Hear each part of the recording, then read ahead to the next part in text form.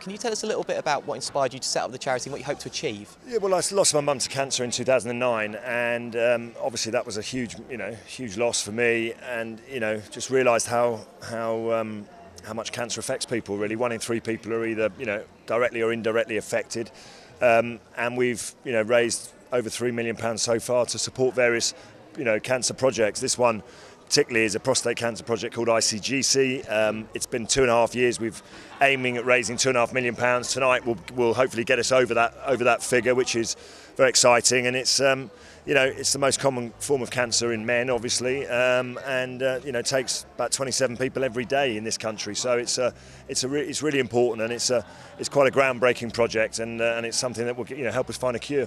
What more can be done? I mean, what simple things can people do to sort of help battle cancer? Well, I think I think what research has shown is that over time, the cure rate is getting better and better for lots of different types of cancer. If you look 5, 10, 15, 20 years ago, people are surviving, more people are surviving, but it's not going away. So it needs more research, it needs more support. We need to get the best treatments available to everyone, not just in this country, but all across the world. So it's something I'm very passionate about, and we've got some great support. We're going to have a lot of fun tonight.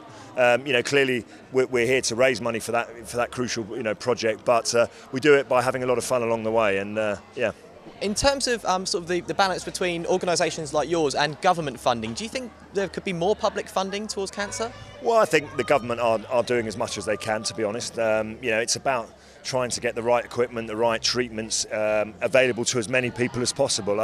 I think the UK, to be honest, is probably one of the leading countries in that, and it's certainly in terms of the through the work of Cancer Research UK, we've got some of the leading oncologists from around the world. So we are doing our bit for this thing, which is a global problem. And chatting to Clive Woodward earlier, obviously World Cup coming up in 2015. It's 10 years ago that you guys won the World Cup yourselves. How many similarities do you see between the current crop and what you had then, and how do you rate the guys' chances?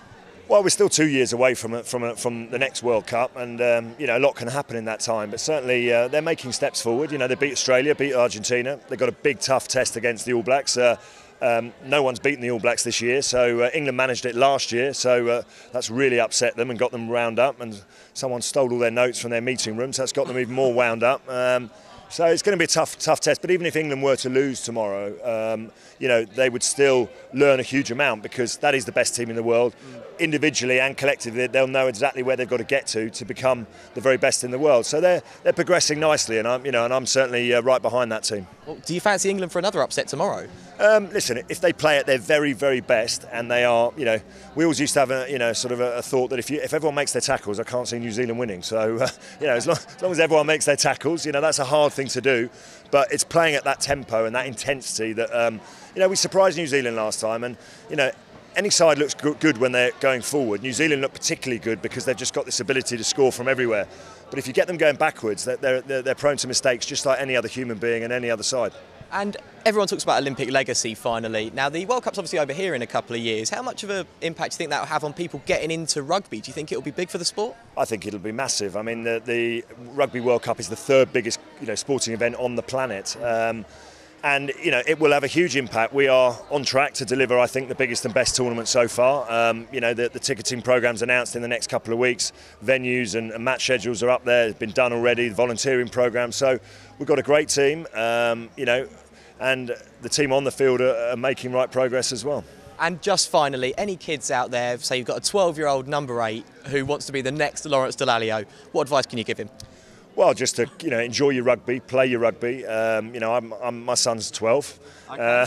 And Enzo, and he's playing on a Sunday and enjoying his rugby. So looking like the next Lawrence Dallaglio? Well, he's moved from prop to second row to number 8 now. So I've sort of tried to encourage him to move a bit further back into the back line, but I don't think he's got much chance of that. Thank you so much, Lawrence. Congratulations on tonight. Pleasure. Thank you.